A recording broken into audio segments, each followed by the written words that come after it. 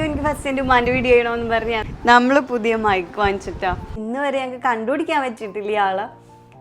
ജീവിച്ചിരിക്കേണ്ട ഇല്ലേ ഒന്നും അറിയാൻ പാടില്ല. എൻ്റെ പഴം അത്രയും പാവുന്ന തന്നെ ഒന്നും അത്രയും പാവുന്നു. കാക്കമാരിക്ക് തന്നെ പെട്ടെന്ന് വയ്യാണ്ട ഒരു മരുന്ന് വാങ്ങിക്കാൻ പോലും കാശുണ്ടാവില്ല. ജനിച്ചതും വന്നതൊക്കെ മഹാരാഷ്ട്രയിലാണ് കേട്ടോ. ഉമ്മ കഞ്ഞി എടുത്ത് മാറ്റി വെച്ചിട്ടുണ്ട്. ആ പാത്രം നോക്കിയപ്പോൾ അതിൽ ഒരു പറ്റ് പോലും ഇല്ല. ഈ അമ്മയാണെന്ന് പറയും ഉമ്മ എനിക്ക് പാല് തന്നതൊക്കെ. Hello, welcome back to my YouTube channel റിൻസൂസറിൻ. നമ്മൾ പുതിയ മൈക്ക് വാങ്ങിച്ചിട്ടാ. അപ്പോൾ ഫസ്റ്റ് വീഡിയോ എന്ത് ചെയ്യുമെന്ന് ഇങ്ങനെ ആലോചിച്ചുകൊണ്ടിരുന്നപ്പോഴാണ് ഞങ്ങൾ യൂട്യൂബ് തുടങ്ങിയിട്ട് ഇപ്പോൾ ഓൾമോസ്റ്റ് 2 വർഷം ആവാനായിട്ടുണ്ട്. അന്ന് മുതൽ ഈ കഴിഞ്ഞ വീഡിയോസ് ഇടുന്നവരെ ഉമ്മാനെ കുറിച്ച് ഒരു വീഡിയോ ചെയ്യോ, ഉമ്മാൻ്റെ കാര്യങ്ങളൊക്കെ പറഞ്ഞ വീഡിയോ ചെയ്യോ എന്ന് ചോദിച്ച് കുറേ കമൻറ്റ്സ് വരലുണ്ട്. ഞാനത് പറയാൻ വേണ്ടിയിട്ട് മെൻ്റലി പ്രിപ്പയർഡ് ആയിരുന്നില്ല. അപ്പം ഇന്നിപ്പോൾ മൈക്ക് വാങ്ങിച്ചപ്പോൾ അയ്യോ എനിക്ക് ഫസ്റ്റ് എൻ്റെ ഉമ്മാൻ്റെ വീഡിയോ ചെയ്യണമെന്ന് പറഞ്ഞ് ഞാൻ തിരിക്കാണ്ട് പറയും.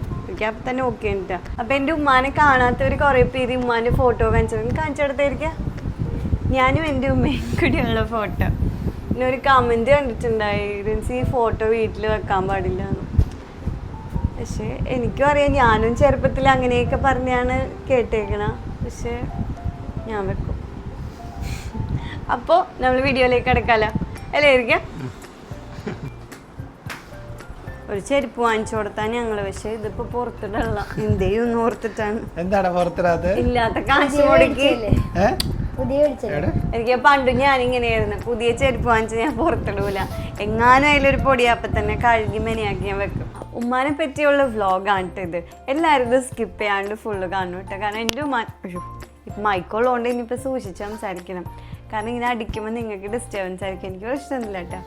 അപ്പോൾ ഉമ്മാനെ പറ്റിയുള്ള വിശേഷമായിട്ട് എല്ലാവർക്കും കേൾക്കണ്ടേ. ഉമ്മാനെ പറ്റി കുറേ പറയാനുള്ളതുകൊണ്ടാണ് ഞാനിങ്ങനെ പിന്നത്തേക്ക് വെച്ച് ഇന്നങ്ങനെ വ്ളോഗാക്കി വെക്കണം. അപ്പോൾ എല്ലാവരും സ്കിപ്പ് ചെയ്യാണ്ട് വീഡിയോ കാണണം കേട്ടോ. കാരണം എൻ്റെ ഉമ്മാനെ പറ്റിയുള്ള വിശേഷമല്ലേ. അപ്പോൾ ഓക്കെ, എൻ്റെ ഉമ്മ ജനിച്ചതും വന്നതൊക്കെ മഹാരാഷ്ട്രയിലാണ് കേട്ടോ. അതെന്താ അറിയോ കാര്യം, ഉമ്മയുടെ വാപ്പ മലയാളിയാണ്. പക്ഷേ ഇവിടെ നിന്ന് നാടുവിട്ടൊക്കെ പോയി അവിടെ മഹാരാഷ്ട്രയിൽ സെറ്റിൽഡായി. അങ്ങനെയൊക്കെയാണ്. അതൊക്കെ പറയാൻ പോയ പെരിയ കഥ. ഇനി ഇപ്പോഴൊന്നും തീരൂല, നിങ്ങൾക്ക് ബോറടിക്കും. ഞാൻ പക്ഷേ ഇടയ്ക്കിടയ്ക്ക് ഓരോ വ്ളോഗിൽ അവിടുത്തെ പഴയ വിശേഷങ്ങളൊക്കെ പറയുമ്പോൾ അങ്ങനെ പറഞ്ഞുതരാം. ഉമ്മയൊക്കെ 8 മക്കളാണ്. അതായത് 7 പെണ്ണും ഒരാണും. ഏറ്റവും ഇളയതാണ് മാമ. 7 പെൺകുട്ടികൾക്ക് ശേഷം ഒരു ആൺകുട്ടി ഉണ്ടായതാണ് വീട്ടിൽ. അതുകൊണ്ട് ഈ പെൺകുട്ടികൾക്ക് ഒന്നും കിട്ടാത്ത എല്ലാ കൺസിഡറേഷനും കൊടുത്താണ് ഈ മാമാനെ വളർത്തിയതിട്ടാ. അപ്പോൾ വീട്ടിലിങ്ങനെ മാമാൻ്റെ കാര്യങ്ങളൊക്കെ പറയുമ്പോൾ ഞങ്ങൾക്ക് ഇഷ്ടമാണ് പഴയ കഥകളൊക്കെ ഉമ്മ പറയണ കേൾക്കാനൊക്കെ. അങ്ങനെ ഇവർ അവിടെ ജനിച്ച് വളർന്ന് ഇങ്ങനെ ഓരോ ഉമ്മയുടെ വാപ്പയില്ലേ, വാപ്പാക്ക് ഇവിടെ കൊച്ചിയിലൊരു പെങ്ങളുണ്ട്. എന്താ പറയുക, ദുനിയാവിൽ ഏറ്റവും വലിയ ബന്ധമാണ് ആംഗ്ലയും പെങ്ങളും സ്നേഹം എന്നൊക്കെ പറയില്ല. അത് ശരിക്കും നമ്മൾ കണ്ട് മനസ്സിലാക്കേണ്ട, ഇഷ്ടപ്പെടണം. ഇപ്പോഴും കേൾക്കുമ്പോൾ നമുക്ക് കൊതി തോന്നണം. അത്രയും പ്യുവറായിട്ടുള്ള സ്നേഹമുള്ള ഒരു ആംഗ്ലയും പെങ്ങളുമായിരുന്നു എൻ്റെ ഉമ്മയുടെ വാപ്പയും വാപ്പയുടെ പെങ്ങളും. അമ്മായി പറഞ്ഞിട്ടാണ് ഈ പെമ്മക്കളെയൊക്കെ ഓരോരുത്തരായിട്ട് ഇവിടെ കൊച്ചിയിൽ കൊണ്ടുവന്ന് കല്യാണം കഴിപ്പിച്ച, മീൻസ് നമ്മൾ കേരളത്തിൽ കൊണ്ട് കെട്ടിച്ച. പക്ഷേ എൻ്റെ ഉമ്മാക്കെന്ന് പറഞ്ഞാൽ ഒരുപാട് ആഗ്രഹങ്ങളൊക്കെ ഉണ്ടായിരുന്നു. എൻ്റെ ഉമ്മ കൂട്ടത്തിൽ എല്ലാവരും പറയും കുറച്ച് ഡിഫറെൻ്റ് ആയിട്ടുള്ളൊരു ആളായിരുന്നെന്ന്. എല്ലാവരും എരിവുള്ള ഭക്ഷണം കഴിക്കും, മീൻ കഴിക്കും, അങ്ങനെ കൂട്ടും. പക്ഷെ എൻ്റെ ഉമ്മ കഴിക്കില്ല. എൻ്റെ ഉമ്മക്കൊരു കളർ മാറിയാൽ കൂടി ഭക്ഷണം കഴിക്കില്ല. അതുപോലെ കരയണ കുട്ടികളെ ഇഷ്ടമല്ലായിരുന്നു. ഉമ്മക്ക് കുട്ടികളൊക്കെ വെളുത്തിരിക്കണം. ഇങ്ങനെ ചില കുട്ടികളിങ്ങനെ കരഞ്ഞ് മുക്കിന്നൊക്കെ ഇതാക്കണം. ഉമ്മ ഇങ്ങനെ ഇതെന്താ ഇങ്ങനെയൊക്കെ ഇരിക്കണം, അങ്ങനെയൊക്കെ പണ്ട് പറയുമായിരുന്നു എന്ന് പറയും. ഉമ്മ എടുക്കൂലായിരുന്നു ആ മക്കളെ. കല്യാണത്തിനൊക്കെ മുമ്പിട്ട് അത് ഏകദേശം എൻ്റെ പ്രായം എന്ന് പറയാറില്ല, ഞാനിപ്പോൾ ഒരു മേലെ നമ്മളെക്കുള്ളിൽ നമ്മൾ ചെറുതാണല്ലോ, അതുകൊണ്ടാണ് അങ്ങനെ പറഞ്ഞ. ഉമ്മാൻ്റെ കല്യാണത്തിനൊക്കെ മുമ്പ് ഉമ്മ പഠിച്ചൊക്കെ നടക്കണ സമയത്തൊക്കെ അപ്പോൾ എന്താ പറയുക, ഉമ്മാൻ്റെ സങ്കല്പങ്ങളൊക്കെ മൊത്തം വേറെ ഭയങ്കര ഫാൻറ്റസി ആയിട്ടുള്ള സങ്കല്പങ്ങളൊക്കെ ആയിരുന്നു. ആ സെയിം സങ്കല്പം വെച്ചാണ് ഞാനും വളർന്നതെന്ന് തോന്നുന്നുണ്ട് കേട്ടോ. അങ്ങനെ ഉമ്മാനെ ഇവിടെ കല്യാണം കഴിപ്പിക്കുമ്പോൾ ഉമ്മാക്ക് മീൻ എന്ന് പറഞ്ഞ സാധനം ഇഷ്ടമല്ല. എൻ്റെ ഉപ്പാണെങ്കിൽ മീൻ തലയെ കൂടി കൊണ്ടുവന്ന് കൊട്ടണ പോലത്തെ ആളാണ് എൻ്റെ ഉപ്പ. ഉപ്പാനെ കെട്ടിച്ചു കൊടുത്തു. അത് കഴിഞ്ഞിട്ട് ഉമ്മ പ്രഗ്നൻ്റായി. ഫസ്റ്റ് ഒരു ബേബി വന്ന എൻ്റെ മൂത്തിക്കാക്കയാണ്. എൻ്റെ ഇക്കാക്കയാണെങ്കിൽ കുറച്ച് കറുത്തിട്ടായിരിക്കണം. അപ്പൊ എല്ലാരും പറയേ എന്തായിരുന്നു ഉമ്മ സത്യമായിട്ടും കറുത്ത കുട്ടികളെ എടുക്കൂല, പുന്നാരിക്കൂല, ഒന്നും ചെയ്യില്ല. പക്ഷെ ഉമ്മാക്ക് അങ്ങനെ കിട്ടിയപ്പോ ഉമ്മ ഇക്കാക്കാനെ ഭയങ്കര ഇതിലാ കൊണ്ടുവരുന്നു. ഉമ്മാൻ്റെ ഇഷ്ടപ്പെട്ട മോനുമാണ് എൻ്റെ മൂത്തിക്കാക്ക. അങ്ങനെ ഉമ്മ എപ്പോഴും പറയും ഉമ്മാൻ്റെ ഇഷ്ടങ്ങൾക്കൊക്കെ ഭയങ്കര എല്ലാം ഓപ്പോസിറ്റ് ആയിരുന്നു. പക്ഷെ പിന്നീട് അതായിരിക്കും ഉമ്മാൻ്റെ ഏറ്റവും ഇഷ്ടം എന്നൊക്കെ ഇങ്ങനെ പറയണേക്കാം. അതെല്ലാം കഴിഞ്ഞ് പിന്നെ എൻ്റെ രണ്ടാമത്തെ കാക്ക വന്ന്, പിന്നെ ഞാൻ വന്ന്. ഞാനും എൻ്റെ ആങ്ങളമാരും തമ്മിൽ 6, 5 അങ്ങനെ വയസ്സിന് ഡിഫറൻസ് ഉണ്ട്. ഇത് ഇങ്ങനെയൊക്കെ തന്നെയാണ് എനിക്ക് പോകട്ടെ. ഇത് മൊത്തം ഞങ്ങളെ ചരിത്രമൊക്കെ പറയണ പോലെ ഉണ്ടാ ഉമ്മാൻ്റെ കാര്യം പറഞ്ഞിട്ട്. ഓക്കെ. ഞാൻ പറഞ്ഞ സമയത്ത് എന്ന് പറഞ്ഞാൽ എൻ്റെ ഉപ്പാൻ്റെ കുടുംബത്തിൽ ജനിക്കണ എല്ലാ ആൺകുട്ടികൾ, അപ്പോൾ പെൺകുട്ടികൾ ഉണ്ടായിരുന്നില്ല. ആ സമയത്താണ് ഞാനൊരു പെൺകുട്ടി വന്നത്. പക്ഷേ എന്നെ പ്രസവിക്കണ സമയത്താണെങ്കിൽ ഉമ്മാക്കാണെങ്കിൽ മൊത്തത്തിൽ പ്രശ്നങ്ങളായിരുന്നു. ഉപ്പാനെ കൊണ്ടാണ് ഏറ്റവും വലിയ പ്രശ്നം. എൻ്റെ ഉപ്പില്ലേ ആരൊന്നും വിചാരിക്കാതിട്ടോ, പണ്ടൊക്കെ ഞങ്ങൾക്ക് കഷ്ടപ്പാടിൻ്റെ അങ്ങേറ്റോർന്ന് പറയും. ഞാൻ ജനിക്കുന്നതിന് മുമ്പ് ഞങ്ങൾക്ക് പുറത്ത് പോലും പറയാൻ പറ്റാത്ത അത്ര ബേജാറും അവലും കഞ്ഞിയൊക്കെ ഉണ്ടായി. കാരണം ഉപ്പ ഭയങ്കരമായിട്ടും അതൊക്കെ പറഞ്ഞാൽ എല്ലാവരും വിചാരിക്കുമായിരിക്കും. എൻ്റെ ഉപ്പില്ലേ ഭയങ്കരമായിട്ട് കുടിക്കുമായിരുന്നേ. അപ്പം കുടിക്കുമെങ്കിൽ പക്ഷെ ഉപ്പാക്ക് കുടുംബം ഭയങ്കര സീനാണ്. ഉപ്പ അലമ്പാകുന്നുള്ളൂ. പക്ഷെ ഉപ്പാൻ്റെ കൂടെ ഉള്ളവർ ഉപ്പാക്ക് ഭയങ്കര സ്നേഹമാണ്. ഉപ്പാൻ്റെ ഉമ്മ എന്നൊക്കെ പറഞ്ഞാൽ ഉപ്പാക്ക് ജീവനാണ്. എൻ്റെ ഉമ്മ പറയും ഉമ്മ കണ്ടതിൽ വെച്ച് ഏറ്റവും നന്മയുള്ള ഒരാളെ കണ്ടേക്കണം ഉപ്പാൻ്റെ ഉമ്മാനെയാണ്. അത്രയും ഇതിലാണ് ഉമ്മാനെ നോക്കിയേക്കണമെന്നൊക്കെ പറയും. ഉമ്മാക്കാണെങ്കിൽ കല്യാണം കഴിഞ്ഞ് ഇവിടെ വരുമ്പോഴൊന്നും ഭാഷ അറിയില്ല. ഉമ്മാരോടും മിണ്ടയൊന്നുമില്ല. കാരണം തിരിച്ച് മറുപടി പറയാനൊക്കെ മലയാളമൊക്കെ കിട്ടുന്നുണ്ട്. അതുകൊണ്ട് മിണ്ടാതൊക്കെ ഇരിക്കുമെന്ന് പറയും. അപ്പം എന്നെ പ്രസവിക്കുന്ന സമയത്ത് ഉമ്മക്ക് കുറച്ച് ഹെൽത്ത് ഇഷ്യൂസൊക്കെ ഉണ്ടായിരുന്നു. ഒന്നും ഗവൺമെൻറ് ഹോസ്പിറ്റലിൽ പ്രസവം നിർത്തി കൊടുക്കണമെന്നും ഉണ്ടായിരുന്നില്ല. ഉമ്മ പറഞ്ഞ് ഇനിയും ചിലപ്പോൾ ഇനി എൻ്റെ കയ്യിൽ ഇനിയും ഒരു കൊച്ചായാൽ പിന്നെയും ഈ കഷ്ടപ്പാടിലേക്ക് തന്നെയല്ലേ ഓരോരുത്തർ വന്നെ. കാരണം എൻ്റെ ആങ്ങളമാരെന്ന് പറഞ്ഞാൽ കുഞ്ഞാണല്ലോ അവർ. ഉമ്മ പറയും ഉമ്മക്ക് ഭയങ്കര ഇഷ്ടമാണ് എൻ്റെ ആങ്ങളമാരെ. എന്നെ എന്തോരം ഇഷ്ടമാണ്, അതിനേലും കൂടുതലാണെന്നുകൊണ്ട് ഈ കാക്കമാരെ ഇഷ്ടം. കാരണം ഞാൻ പറഞ്ഞില്ല ഞങ്ങൾക്ക് കുറേ കഷ്ടപ്പാടുണ്ടായിരുന്നു. ഈ കഷ്ടപ്പാട് സമയത്തൊക്കെ എൻ്റെ ഉമ്മാൻ്റെ കൂടെ ഇടവും വലമായിട്ട് 2 ബോഡി ഗാർഡ്സ് ആയിരുന്നു കയ്യിൽ. ഉമ്മാക്ക് എടുത്തുകൊണ്ട് എടുക്കാൻ പറ്റില്ലല്ലോ. അപ്പോൾ ഉമ്മാൻ്റെ കയ്യിൽ അപ്പുറം ഇപ്പുറം. പക്ഷേ ഫുൾ ടൈം കരച്ചിലുമായിരിക്കും. ഉമ്മ വിശന്നിട്ട് കരയണേ ഉമ്മാര്, ഇനി വയ്യാണ്ട് കരയണ ഒന്നും തിരിച്ചറിയില്ലായിരുന്നു. Any time കരച്ചില്ലായിരുന്നു. ഒറ്റയ്ക്ക് ഉപ്പയും ഉമ്മയും കമ്മ്യൂണിക്കേഷനൊക്കെ അന്ന് കുറവാണ്. ഉപ്പ വീട്ടിലുണ്ടാവാറില്ലല്ലോ. ഉപ്പ പണിക്ക് പോകും.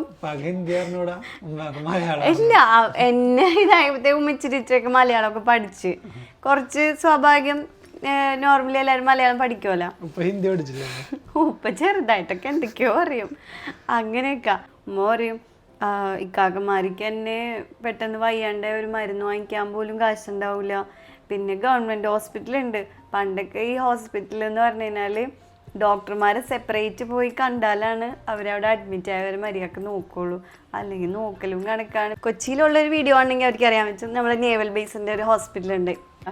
അപ്പോൾ ആ ഹോസ്പിറ്റലിൽ ഉപ്പാടെ കൂട്ടുകാരൻ്റെ ഭാര്യ മറ്റേ ക്ലീനിങ് നഴ്സ് റൂമിലൊക്കെ ക്ലീനിങ്ങിനൊക്കെ ആളെ നിർത്തൂലേ, അങ്ങനെ ജോലിക്ക് നിൽക്കണ്ടായിരുന്നു. അപ്പോൾ അവർ പറഞ്ഞു ഇവിടെ ഫ്രീ ആയിട്ട് നിർത്തി കൊടുക്കും, പക്ഷേ ബൈസ്റ്റാൻഡറിനെ നിർത്തൂല, പ്രസവം കഴിഞ്ഞ് അവർ വിടുമെന്നൊക്കെ പറഞ്ഞു. പിന്നെ ഉപ്പാൻ്റെ ആണെങ്കിൽ ഉപ്പാൻ്റെ ഒരു മെൻ്റൽ സപ്പോർട്ടൊന്നും ഉമ്മാക്ക് ഉണ്ടായില്ല. ഉപ്പാക്ക് അറിയാവുണ്ട്, ഉപ്പാക്ക് അറിയില്ല ഒന്നും. ഉപ്പാക്ക് കുറേ സ്നേഹമുണ്ട് ഉള്ളിൽ. പക്ഷേ ഇതൊക്കെ പുറത്ത് കാണിച്ചാൽ പാർട്ട്നേഴ്സിനൊക്കെ മനസ്സിലാവുള്ളൂ. പ്രശ്നം തന്നെ ഉമ്മാനെ ദ്രോഹിക്കുകയൊന്നും ചെയ്യില്ല കേട്ടോ. സ്വയം പ്രശ്നം ഉണ്ടാക്കിക്കൊണ്ട് നടക്കുമായിരുന്നു. അങ്ങനത്തെ ഒരു പ്രശ്നക്കാരൻ. അപ്പോൾ ഉമ്മ പ്രസവം നിർത്താൻ തീരുമാനിച്ചു. ചെന്നതിനപ്പോൾ ഉമ്മക്ക് എൻ്റെ പ്രസവം ഭയങ്കര കോംപ്ലിക്കേറ്റഡ് ആയിരുന്നു. അങ്ങനെ പ്രസവിച്ച് കുഞ്ഞിനെ വാങ്ങിക്കാനൊന്നും അറിയില്ല. ഉമ്മ എന്നെ കൊച്ച് പ്രസവിച്ചാൽ ഉമ്മൻ്റെ കയ്യിൽ തന്നെ കൊടുക്കും. ഉമ്മ എന്നെ നടന്ന് കിടത്തുന്ന ഒരു സ്ഥലമുണ്ട്. അവിടെ ഇങ്ങനെ സെക്ഷനായിട്ടാണ്. അതായത് വലിയ ഉദ്യോഗസ്ഥർ, അതിൽ താഴെ ഉദ്യോഗസ്ഥർ, അങ്ങനെ എല്ലാ ഉദ്യോഗസ്ഥന്മാരും കഴിഞ്ഞിട്ട് അവസാനം അവിടുത്തെ ജോലിക്കാരെയും കഴിഞ്ഞിട്ടാണ് ഉമ്മയൊക്കെ വെച്ചൊരു അന്തേവാസികൾ പോലെയൊക്കെ. ആരും ഇല്ലാത്ത കുറേ ആൾക്കാരൊക്കെ വന്ന് ഡോക്ടറിനെ കാണൂലേ, അങ്ങനത്തെയൊക്കെ ഒരു സെക്ഷനിലാണ് ഉമ്മയൊക്കെ. അപ്പോൾ പരിഗണന എങ്ങനെ ഉണ്ടാവും നമുക്ക് ചിന്തിച്ചാൽ മതിയല്ലോ. വെറുതെ ഒരു പരിഗണനയൊക്കെ ആയിരിക്കും. അപ്പോൾ ആരൊക്കെയോ പറഞ്ഞ് വീട്ടിലറിഞ്ഞ് എൻ്റെ ഉമ്മ ഇങ്ങനെ പോലെ പ്രസവിച്ച് പെൺകുട്ടിയാണെന്ന്. എല്ലാവരും കാണാൻ വേണ്ടിയിട്ട് ഓടി വന്നു. കാരണം ഞങ്ങളുടെ കുടുംബത്തിൽ ആദ്യമായിട്ട് പെൺകുട്ടി ഉണ്ടായിരിക്കണം, 2 ആമക്കൾക്ക് ശേഷം ഞാൻ വന്നേക്കണം. അപ്പം എല്ലാവർക്കും കാണണം. പക്ഷെ ആ ഹോസ്പിറ്റലിൽ ആരെയും കയറ്റൂല. അപ്പം എൻ്റെ ഉപ്പ വന്നിട്ട് ഉപ്പ അവിടെ വന്നിട്ട് ഉപ്പാക്ക് ഭാഷ എന്നല്ല, അവിടെ ഹിന്ദിയൊക്കെയാണ് കൂടുതൽ അവിടെ ഉള്ളവർ സംസാരിക്കണം. ഉപ്പാക്ക് കാണാൻ വേണ്ടിയിട്ടൊക്കെ വേണ്ടിയിട്ട് ആരും കയറ്റില്ല. എന്നിട്ട് എന്നെ ഉമ്മ പ്രസവിച്ച് 2-3 ദിവസം കഴിഞ്ഞപ്പോഴാണ് ഉപ്പ ഉമ്മാനെ കാണണമെന്ന് തോന്നുന്നുണ്ട്. ആ കൂട്ടുകാരത്തി പോയിട്ട് പറഞ്ഞു കുറേ പ്രശ്നങ്ങളൊക്കെ ഉണ്ടായി. ആ പ്രസവിക്കുന്ന സമയത്ത് ഭയങ്കര പ്രശ്നങ്ങളായിരുന്നു. പിന്നെ പ്രസവം നിർത്തിയിട്ട് ഉമ്മാക്ക് ഒട്ടും പറ്റണ്ടായില്ല. അപ്പോഴേക്ക് എന്നെ ഉമ്മാക്ക് ഫീഡ് ചെയ്യണമല്ലോ, ഫീഡ് ചെയ്യാൻ പറ്റാത്തതുകൊണ്ട് ഉമ്മാൻ്റെ തൊട്ടിപ്പുറം ഉമ്മാനേലും കഷ്ടത അവസ്ഥയിൽ വേറൊരു അമ്മയും കൂടി ഇതുപോലെ സെയിം പ്രസവം നിർത്താൻ വേണ്ടി വന്നിട്ടുണ്ടായി. അപ്പോൾ അവർക്ക് ആൺകുട്ടിയാണ് കേട്ടോ, ഉമ്മാക്ക് പെൺകുട്ടി. അപ്പോൾ ഉമ്മ പ്രസവത്തിൻ്റെ എന്തോ ഇതിന് വേണ്ടിയിട്ട് പോയപ്പോഴൊക്കെ ഈ അമ്മയാണെന്ന് പറയും ഉമ്മ എനിക്ക് പാല് തന്നതൊക്കെ. പക്ഷെ അന്നൊന്നും ഫോണൊന്നും ഇല്ലാത്തതുകൊണ്ട് കോണ്ടാക്ട് നമ്പർ വാങ്ങിക്കാൻ പറ്റിയില്ല, അഡ്രസ്സ് അറിയൂല, ഒന്നും അറിയില്ല. ഉമ്മ പറഞ്ഞ പോലെ എങ്ങനെയെങ്കിലും ജീവൻ കൊണ്ട് അവിടെ നിന്ന് രക്ഷപ്പെടാനാണ് നോക്കണത്. പക്ഷേ ഉമ്മാനെ ഭയങ്കരമായിട്ട് ഒരു സഹോദരിനെ പോലെ ഹെൽപ്പ് ചെയ്തിട്ടുണ്ട്. എനിക്കൊരു അമ്മ പോലെ എനിക്ക് പാലൊക്കെ തന്നെ എന്നെ ഉറക്കി എന്നെ അടുത്തെടുത്തി അങ്ങനെയൊക്കെ നോക്കിയിട്ടുണ്ടെന്ന് പറയും. ഇന്ന് വരെ ഞങ്ങൾക്ക് കണ്ടുപിടിക്കാൻ പറ്റിയിട്ടില്ല ഇയാളെ. ജീവിച്ചിരിക്കേണ്ട ഇല്ലേ ഒന്നും അറിയാൻ പാടില്ല. കുറേയൊക്കെ എൻ്റെ ഉമ്മ ശ്രമിച്ചിട്ടുണ്ട് ഇവരെ കണ്ടുപിടിക്കാൻ വേണ്ടിയിട്ട്. ഈ അമ്മനെ എൻ്റെ വളർച്ചയിൽ ഓരോ ഘട്ടങ്ങളിലും ഉമ്മയും ഉപ്പയായിട്ട് 2 പേരും ഒരുമിച്ചൊക്കെ അന്വേഷിച്ചിട്ടൊക്കെ പോയിട്ടുണ്ട്. ആകെപ്പാട് ഉമ്മക്ക് അറിയണ 2 കാര്യം. ഒന്ന്, ഭർത്താവ് ഓട്ടോക്കാരനാണെന്ന് അറിയാം. പിന്നെ രണ്ടാമത്തെ അറിയണത് നോർത്ത് പറവൂർ അങ്ങനത്തെ ഒരു സ്ഥലത്ത് റെയിൽവേ സ്റ്റേഷൻ്റെയൊക്കെ അടുത്താണ്. ഈ 2 കാര്യം മാത്രമേ അറിയുള്ളൂ. അവരുടെ പേരറിയൂല, ഭർത്താവിൻ്റെ പേര് അറിയൂല, ഒന്നും അറിയില്ല. അവർക്ക് അന്ന് എൻ്റെ സെയിം ഏജുള്ള ഒരു മോനും ഉണ്ടാവും അല്ലായിരിക്കാം. ഇങ്ങനെ അറിയൂലേ, മുലകൂടി ബന്ധം 7 ജന്മവും ബന്ധമായിരിക്കും എന്നൊക്കെ. അങ്ങനെ ഒരു അമ്മ കൂടി ഉണ്ട് എനിക്ക്, പക്ഷെ ഞാൻ കണ്ടിട്ടില്ല കേട്ടാ. എനിക്ക് ഉമ്മ പറഞ്ഞ്, കാരണം ഉമ്മാൻ്റെ അത്രയും അവസ്ഥയിൽ ഉമ്മാൻ്റെ കൂടെ നിന്ന് ഉമ്മാക്ക് ഭയങ്കര ഹെൽപ്ഫുള്ളായിരുന്നു. ഉമ്മ പറയും നമുക്കൊരാപത്ത് സമയത്ത് നമുക്ക് ഒരാൾ വന്ന് അവർ അള്ളയായിട്ട് കാണണമെന്ന് ഉമ്മ എന്നെ പഠിപ്പിച്ചേക്കണം. അപ്പം എനിക്കും ഉമ്മാക്കും അവർ അള്ള തന്നെയാണ്. അപ്പം പക്ഷെ കണ്ടുപിടിക്കാണ്ട് വെച്ചിട്ടില്ല. അങ്ങനെയാണ് ഹോസ്പിറ്റൽ സംഭവങ്ങളൊക്കെ. ഞാൻ ജനിച്ചതിന് ശേഷം എൻ്റെ ഉപ്പാക്ക് ഒരുപാട് മാറ്റം വന്നു. ഒരുപാടെന്ന് പറഞ്ഞാൽ ശരിക്കും ഒരു വെളിവൊക്കെ വന്നെന്ന് അറിയൂലേ, ഏറ്റവും വെളിപാടുണ്ടാക്കണമായിരുന്നെന്ന്. കാരണം ആരൊക്കെ നന്നാക്കാൻ നോക്കിയിട്ടും എന്നെ നന്നാക്കേണ്ടടാ ഞാൻ നന്നാവില്ല എന്ന് പറഞ്ഞ ഒരു ടൈപ്പായിരുന്നു. ഞാനും കാക്കുമാരും ഉമ്മ എന്നൊക്കെ പറഞ്ഞാൽ ഭയങ്കര റിലേഷനാണ്. ഞങ്ങളെ ബെസ്റ്റ് ഫ്രണ്ട് ഉമ്മ തന്നെയാണ്. ഉമ്മാൻ്റെ ഫ്രണ്ട്സാണ് ഞങ്ങൾ 3 പേരും. നല്ല അടിയാരും പുണ്യാരിക്കും. പക്ഷേ ഉമ്മ അത്യാവശ്യം എല്ലാ ഫ്രീഡവും തരലുണ്ട്. അപ്പോൾ ഉമ്മ ഇങ്ങനെ പറയും ഇത്ര ഫാസ്റ്റൊക്കെ അന്നേരത്തേക്ക് ഉപ്പാനെയൊക്കെ ഇതാക്കേണ്ട സമയം കളഞ്ഞു. പക്ഷേ ഉപ്പാൻ്റെ ഉള്ളിൽ സ്നേഹം ഉണ്ടെന്ന് ഉമ്മ തിരിച്ചറിഞ്ഞാണ് ഒന്ന് എന്നെ പ്രസവിച്ച് വീട്ടിൽ വന്നപ്പോൾ. പിന്നെ ഉമ്മ നാട്ടിൽ പോയപ്പോൾ ഭാഷ അറിയാത്ത ഒരു സ്ഥലത്തും പോവാത്ത, അതായത് വീട് ഉപ്പാൻ്റെ ജോലി സ്ഥലം അല്ലാണ്ട് വേറെ ഒരു ലോകവും ഇല്ലാതിരുന്ന ഉപ്പാക്ക് അറിയില്ല. ആ ഉപ്പ ട്രെയിൻ പിടിച്ച് ഏത് നാട്ടിൽ മഹാരാഷ്ട്രയിൽ പോയി, അതും കേരളവും കടന്ന് അവിടവും കടന്ന് മഹാരാഷ്ട്രയിൽ പോയി. കോലാപ്പൂരാണ് എൻ്റെ ഉമ്മാൻ്റെ സ്ഥലം. അവിടെ വന്നിരിക്കണം.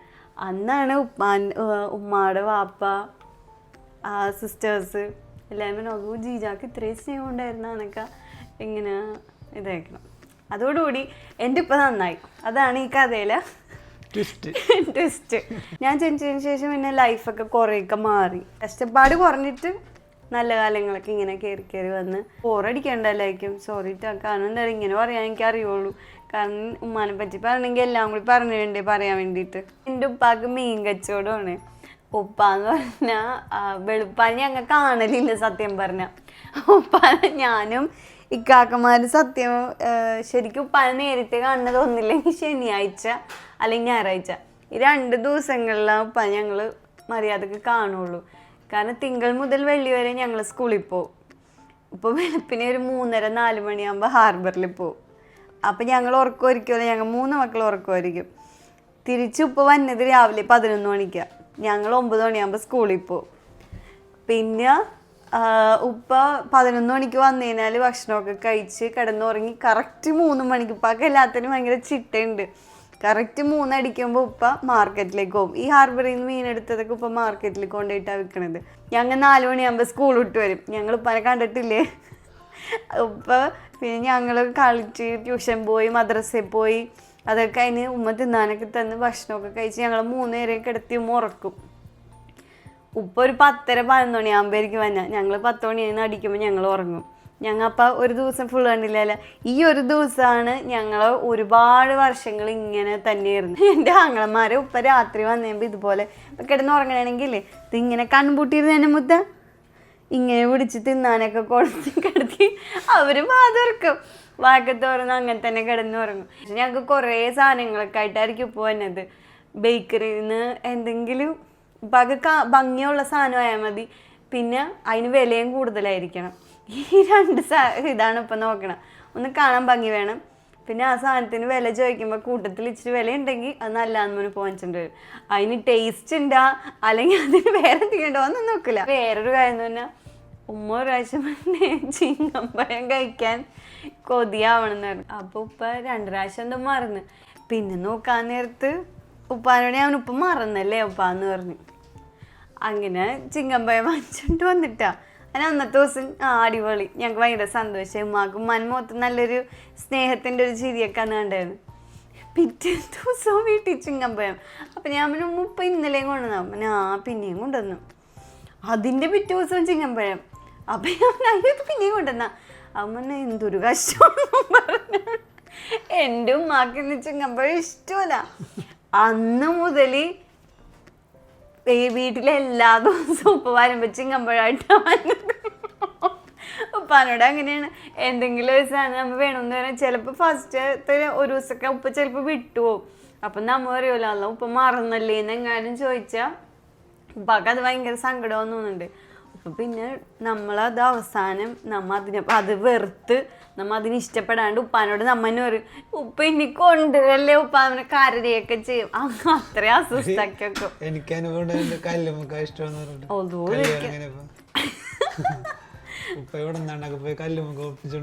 എനിക്കാകെ എന്നോട് കല്യാണം ഇങ്ങനെ ഇപ്പൊ പറഞ്ഞു ഇങ്ങനെ കല്ലുമ്മക്ക ഇഷ്ടമാണ്.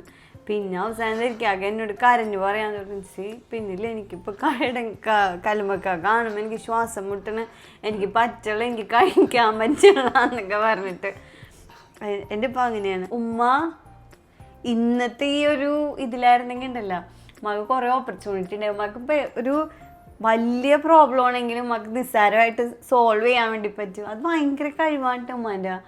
ഇപ്പം എന്ത് വലിയ ഭൂകമ്പം ആയിക്കോട്ടെ ഉമ്മതൊരു ചെറിയൊരു കാറ്റായിട്ട് ഉമ്മ അത് ഒതുക്കും.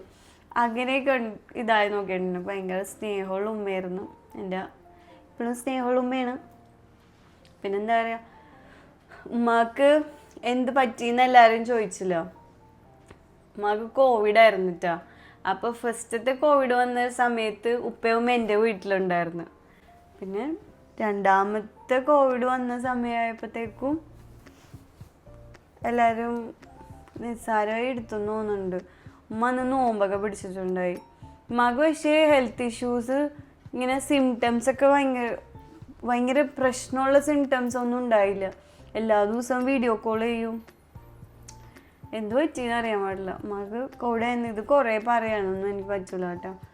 അങ്ങനെ എൻ്റെ ഉമ്മ വളരെ ചെറിയ ഉമ്മക്ക് ഭയങ്കര വണ്ണമൊക്കെ ഉണ്ടായിരുന്നെങ്കിലും ഉമ്മൻ്റെ ഏജൊക്കെ കണ്ടപ്പോൾ 53 എൻ്റെ ഉമ്മ പോയത്. അപ്പം എനിക്ക് ഉമ്മ അതൊക്കെ ഭയങ്കര ചെറിയ ഏജല്ലേ. അങ്ങനെ എല്ലാവരും ഹെൽത്തൊക്കെ നോക്കണോട്ടെ. എൻ്റെ ഉമ്മ ഹെൽത്ത് നോക്കിയില്ല. ഉമ്മ ബാക്കിയുള്ളവർക്കൊക്കെ വേണ്ടി ജീവിച്ച് ഉമ്മാൻ്റെ ഹെൽത്തൊക്കെ കളഞ്ഞു. അങ്ങനെയൊക്കെ.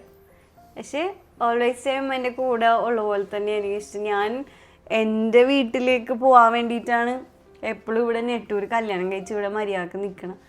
കാരണം ഇവിടെ അടങ്ങുന്നത് ഇരിക്കാക്കാൻ വേണ്ടി പിന്നെ ചോദിച്ചായിരിക്കാം കൊണ്ടുപോകാന്നൊക്കെ പറയുമല്ലോ. പക്ഷേ എനിക്ക് അങ്ങനെ കൊണ്ടുപോകലൊന്നും ഉണ്ടായില്ല കേട്ടോ. എനിക്ക് അങ്ങനെ കൊണ്ടുപോകലൊക്കെ കുറവായിരുന്നു. ഇപ്പോഴായിരിക്കും പറയുമ്പോഴൊക്കെ വീട്ടിൽ കൊണ്ടുപോയിരുന്നു. എന്താ ഒന്നും പറയാത്തത്?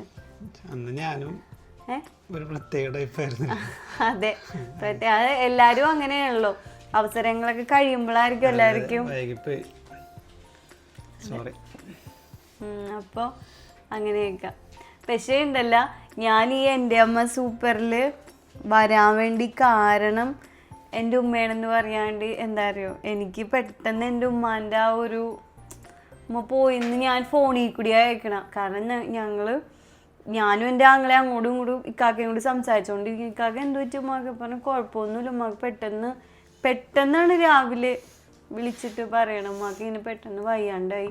ഞാൻ പിന്നെ രാത്രി ഉമ്മേനെ വീഡിയോ കോൾ ചെയ്ത ആളുമ്മ കുഴപ്പമൊന്നും ഇല്ലായിരുന്നല്ലോ. അപ്പോൾ എന്നെ അറിയില്ല എന്ന് പറഞ്ഞിട്ട് ഒരു ഹോസ്പിറ്റലിലേക്ക് പോയി. ഇടയിൽ ഉമ്മേനെ ഞാനോട് സംസാരിച്ച്.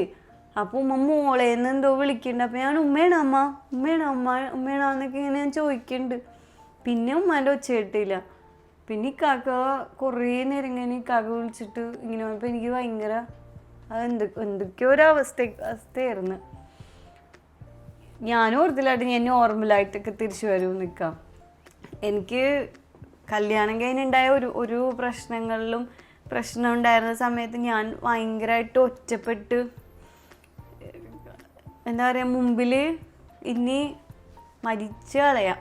കാരണം അത്രയും ഇറിറ്റേറ്റഡ് പെയിനായിരിക്കും നമുക്ക് സഹിക്കാൻ പറ്റാത്ത, ഒരാളോട് ഷെയർ ചെയ്യാൻ പറ്റാത്ത, ഒരാളോട് ഷെയർ ചെയ്യാൻ ഇഷ്ടപ്പെടാത്ത ടൈപ്പ് വേദനകൾ വരുമ്പോൾ നമ്മളുടെ മുമ്പിലുണ്ടാവുന്ന ഒരു ഓപ്ഷൻ അതായിരിക്കും. ആ ടൈമിൽ എന്നെ ചേർത്ത് പിടിച്ച ആളാണ് എൻ്റെ ഉമ്മ. അപ്പം ഞാൻ പെട്ടെന്ന് ഉമ്മാൻ്റെ ഇത് കേട്ടപ്പോൾ അത് ഞാൻ ലൈഫിൽ ഒറ്റക്കായി. ഇനി എനിക്കൊന്നുമില്ല, എൻ്റെ ബ്ലാങ്കാണ്. കൂടെ തിരിക്കാക്കുണ്ടെന്നാ, മക്കളുണ്ടെന്നാ, ഉപ്പുണ്ട്. എനിക്ക് ആരെയും കാണാൻ പറ്റില്ല, ആരെയും കേൾക്കാൻ പറ്റില്ല. എനിക്ക് ഇത് അക്സെപ്റ്റ് ചെയ്യാനേ പറ്റാത്തൊരു ഇതിൽ സത്യം പറഞ്ഞാൽ ഞാനൊരു 40 ദിവസത്തോളം ഞാൻ 2 മാസം അടുക്കെ 1 മാസം ഫുൾ ഞാൻ ഉറങ്ങിയിട്ടില്ല. രാവും പകലും എനിക്ക് കണ്ണ് പൂട്ടാൻ പറ്റില്ല, എനിക്ക് വേറെ ഒന്നും ചെയ്യാൻ പറ്റില്ല. എനിക്ക് ആരോടും ഒരു ഫീലിങ്സും തോന്നുന്നില്ല. മക്കള് ഓരോ കാര്യങ്ങൾ പറയും, ധരിക്കാക്കെ പറയും, എല്ലാം കേൾക്കണ്ടെങ്കിലും എനിക്ക് ധരിക്കാനോട് സ്നേഹം തോന്നുന്നില്ല, ദേഷ്യം തോന്നുന്നില്ല, സങ്കടം തോന്നുന്നില്ല. മക്കളോട് ഒരു സ്നേഹവും ഇഷ്ടവും ദേഷ്യവും തോന്നുന്നില്ല. ഞാനല്ലേ പിന്നെ ഞാൻ അനുഭവിച്ച ആ ഒരു അവസ്ഥ ഉമ്മാൻ്റെ ഇതിലാണ്. അതും സെയിം ഇങ്ങനത്തെയൊക്കെ ഒരു ഇറിറ്റേഷൻ പോലത്തെ ഒരു വേദനയായിരുന്നു. അതിനുശേഷം എനിക്ക് ആരും മരിച്ചെന്ന് പറയുമ്പോൾ എനിക്ക് ഫോൺ ഇഷ്ടമല്ല. ഞാനും 24 മണിക്കൂർ ഫോണിൽ സംസാരിക്കുന്ന ആൾക്കാരാണ്. അപ്പോൾ എനിക്ക് ഫോൺ റിങ് ചെയ്യുമ്പോൾ പറ്റുള്ള, എനിക്ക് വേറെ ആരെങ്കിലും ഫോൺ വരുമ്പോൾ എനിക്ക് പറ്റുള്ള ഭയങ്കര മൊത്തത്തിൽ ഒരു പ്രശ്നവും കാര്യങ്ങളൊക്കെ ആയിരുന്നു. ആ സമയത്ത് ധരിക്കാക്കുകയാണ് എന്നെ. അന്ന് ധരിക്കാൻ്റെ ഇവിടെ ധരിക്കാൻ്റെ ഫാമിലിയിൽ നിന്നുണ്ടായ പ്രശ്നങ്ങളുണ്ടായ സമയത്ത് എന്നെ ചേർത്ത് പിടിച്ച എൻ്റെ ഉമ്മാൻ്റെ ഒരു ഇതിൽ ഞാൻ വേദന അനുഭവിച്ചപ്പോൾ എന്നെ ചേർത്ത് പിടിച്ചതായിരിക്കുക.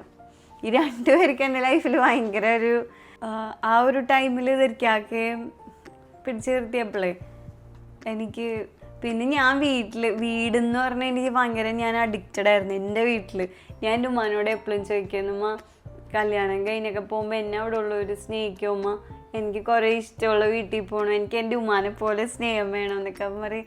എല്ലാം കിട്ടും എൻ്റെ മോൾക്ക്, അങ്ങനെയൊക്കെ എപ്പോഴും പറയും. പക്ഷേ ഞാൻ കല്യാണം കഴിഞ്ഞാലും മക്കൾ വന്നാലും എനിക്ക് കുട്ടികളുണ്ടായിട്ട് പോലും ഞാൻ എപ്പോഴും എൻ്റെ ഉമ്മാൻ്റെ കുഞ്ഞ് തന്നെയായിരുന്നു. പോയാൽ ഉമ്മാൻ്റെ കൈ കിടക്കണം, ഉമ്മ എന്നെ പുണ്യാരിക്കണം, മക്കൾക്ക് ഫുഡ് കൊടുക്കുമ്പോൾ ഞാൻ ഉമ്മാൻ്റെ വാറ്റുന്നണം, എല്ലാ നേരവും ഉമ്മാനിങ്ങനെ ചുറ്റി. അപ്പോൾ എൻ്റെ ഫാമിലിയിലുള്ളവരും പറയുമായിരുന്നു, അല്ലാഹു ഞാൻ എന്ത് ചെയ്യും എന്നായിരുന്നു എല്ലാവർക്കും ഉമ്മാൻ്റെ ഈ ഒരു ഇത് കേട്ടപ്പോൾ. എൻ്റെ ആങ്ങളമാർക്കും അവരും ഫസ്റ്റ് ഇത് പറയുമ്പോൾ അല്ലാഹു ഇനി അവളോട് എങ്ങനെ ഇത് പറയും. ഇക്കാക്കമാർക്കും ഉമ്മാൻ്റെ ഇത് കേട്ടപ്പോൾ ഉണ്ടായ ഷോക്കിൽ എൻ്റെതായിരുന്നു അവർക്ക്. അതോ റിൻസിനോട് എങ്ങനെ പറയും റബ്ബേ, റിൻസിനായിട്ട് എങ്ങനെ ഇതാക്കും. കാരണം എനിക്ക് ഈ ലോകത്ത് ഉമ്മില്ലാണ്ട് പറ്റൂലായിരുന്നു. പക്ഷെ ഞാൻ ഇന്നിങ്ങനെ ഇരിക്കുന്നത് എനിക്ക് വിശ്വസിക്കാൻ പറ്റുള്ള കേട്ടോ, എന്താണെന്നറിയില്ല. അപ്പോൾ അതിൽ നിന്നൊക്കെ ഞാൻ റിക്കവറായി വന്നത് ഇരിക്കാക്കുകയാണ് കേട്ടോ. താങ്ക് യു വരിക. അപ്പോൾ എന്ത് മെൻഷനായാലും അത് ആ ടൈമിലൊക്കെ ഇരിക്കാക്കുകയായിരുന്നു. എനിക്ക് ഭയങ്കര സങ്കടവും ദേഷ്യവും ഒക്കെ തോന്നി പെട്ടെന്ന് ഇത് വന്നപ്പോഴേ. കാരണം എൻ്റെ ഉമ്മ ഇങ്ങനെ പോകേണ്ട ആളല്ലായിരുന്നു. എൻ്റെ ഉമ്മക്ക് കുറേ ആഗ്രഹങ്ങളുണ്ടായി. എൻ്റെ ഉമ്മാനെ എല്ലാവരും അറിയണമായിരുന്നു. എനിക്ക് അങ്ങനെയൊക്കെ ഉള്ളിലേ ഞങ്ങൾ മക്കൾ പോലും നല്ല ഇതിൽ ചെയ്തില്ലല്ലോ, അങ്ങനത്തേക്ക് ഒരു സങ്കടമായിരുന്നു. ആ ടൈമിലാണ് ഈ എൻ്റെ അമ്മ സൂപ്പറാന്ന് പറഞ്ഞ ഈ ഇത് കാണുന്നത്.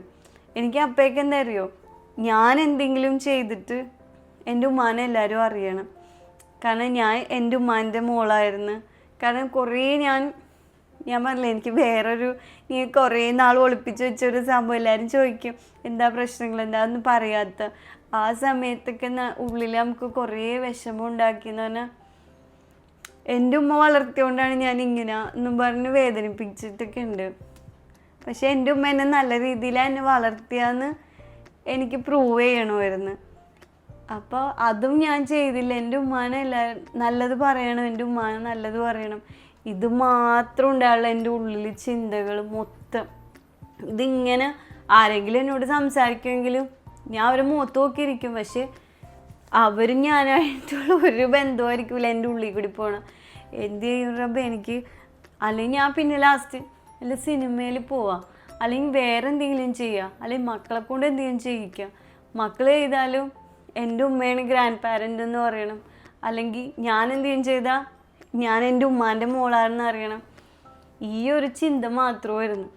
പക്ഷേ കറങ്ങിത്തിരിഞ്ഞ് എന്തോ സംഭവം പോലെ എൻ്റെ അമ്മ സൂപ്പറാണ് വന്ന്. അതും ഒരു അമ്മൻ്റെ ഒരു ഷോ. അതിൽ ഞാൻ കൊടുത്ത് ഞാൻ സെലക്റ്റായി.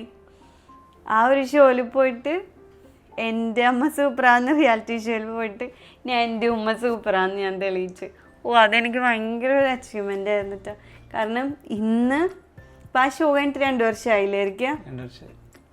ആ ഷോ കഴിഞ്ഞിട്ട് ഞാൻ ഇന്ന് എവിടെ പുറത്തിറങ്ങിക്കോട്ടെ, എവിടെ ചെന്നാലും എല്ലാവർക്കും എൻ്റെ ഉമ്മാനെ വിശേഷം പറഞ്ഞാൽ മതി. ഉമ്മാനെ പറ്റിയുള്ള കാര്യങ്ങൾ ചോദിക്കും. കമൻറ്റിലാണെങ്കിലും ഓരോ വീഡിയോസിലും എൻ്റെ ഉമ്മാൻ്റെ കാര്യം ചോദിക്കാത്ത ഒരു വീഡിയോയിലും ഇല്ല. എല്ലാവരും പറൻസി എന്താ കമൻറ്റിന് റിപ്ലൈ തരാത്തതെന്ന്. അതിനൊക്കെ ഞാൻ എന്ത് റിപ്ലൈ തരും? അതൊക്കെ റിപ്ലൈ ഒന്നും എനിക്ക് പറ്റൂല. അത്രയും കട്ടിയുള്ള ഹൃദയമൊന്നുമില്ല. എനിക്കറിയില്ല. എനിക്ക് എപ്പോഴും ഉമ്മ എൻ്റെ കൂടെയുണ്ട്, ഉമ്മ എൻ്റെ അടുത്തുണ്ട്, ഉമ്മ ഇതൊക്കെ കണ്ടുകൊണ്ടിരിക്കുന്നുണ്ട്, ഉമ്മ ഹാപ്പി ആയിട്ടിരിക്കുന്നുണ്ട്. പക്ഷേ നിങ്ങളിതൊക്കെ ഉമ്മാനെ പറ്റി ചോദിക്കുമ്പോൾ ഞാൻ ഭയങ്കര ഹാപ്പിയാണ് കേട്ടോ. ഹാപ്പി എന്ന് പറഞ്ഞാൽ അത് ചെറിയ വാക്കായിരിക്കും, അതിന് വലിയ വാക്കുണ്ടാകുന്ന എനിക്ക് അറിയാത്തതുകൊണ്ടാണ് കേട്ടോ അത് പറയാത്ത. ഞാൻ ഭയങ്കര ഹാപ്പിയാണ്. പക്ഷെ ഇന്നിപ്പോൾ ഏത് കമൻ്റ് എടുത്താലും ഏത് വീഡിയോ ഇട്ടാലും ഉമ്മാനെ പറ്റി പറയാത്ത വീഡിയോ ഇട്ടാൽ കൂടി അതിലൊരു കമൻറ്റ് ഉണ്ടാവും. പിന്നെ എല്ലാവരും പറഞ്ഞു എൻ്റെ ഉമ്മ എന്നെ നല്ലപോലെ വളർത്തി എന്നൊക്കെ കുറേ കമൻറ്റ് വന്നു. അപ്പം ഞാൻ എപ്പോഴും ഇങ്ങനെ മനസ്സുകൊണ്ട് ഓർക്കും, എന്നെ വേദനിപ്പിച്ചവരോട് തിരിച്ച് മറുപടി പറയാനുള്ള ഇതൊന്നും എനിക്കുണ്ടായില്ല. പക്ഷേ അറിഞ്ഞോ അറിയാതെ അവർ ഇതൊക്കെ ഒന്ന് കാണണേ റബ്ബേന്ന് ഞാൻ മനസ്സുകൊണ്ട് ആഗ്രഹിച്ചിട്ടുണ്ട്. വിഷമിപ്പിക്കാനൊന്നുമില്ല, നമ്മൾ വിഷമിച്ചത് അത് തെറ്റായ രീതിയായി അത് തെറ്റായിരുന്നൊക്കെ ഒന്ന് മനസ്സിലാക്കണ്ടേ, അതിന് വേണ്ടിയിട്ട്. അപ്പം ഇത്രയൊക്കെ ഉള്ളൂ. ഇതാണ് എൻ്റെ ഉമ്മാൻ്റെ വിശേഷങ്ങൾ. ഇനിയും കുറേ വിശേഷങ്ങളും കാര്യങ്ങളൊക്കെ ഉണ്ട്. ഞാൻ ഇമോഷണലി ഞാൻ ഒട്ടും ബാലൻസ്ഡ് അല്ല, ഞാൻ ഓൾറെഡി എല്ലാവരും പറഞ്ഞിട്ടുണ്ട്. ഞാൻ എന്തായാലും ഉമ്മാനെ പറ്റിയൊക്കെ പറയുമ്പോൾ ഞാൻ ഭയങ്കരമായിട്ടും ഇതായൊക്കെ പോവും. അതുകൊണ്ടാണ് ഈ വീഡിയോ ഇത്രയും നാളും ഇരുന്നത്. ഇപ്പോൾ സ്കിപ്പ് ചെയ്യാതെയൊക്കെ ഇതുവരെയും കണ്ടിരുന്നവരൊക്കെ ഉണ്ടെങ്കിൽ ഒരുപാട് thank you so much. Bye. Thank U.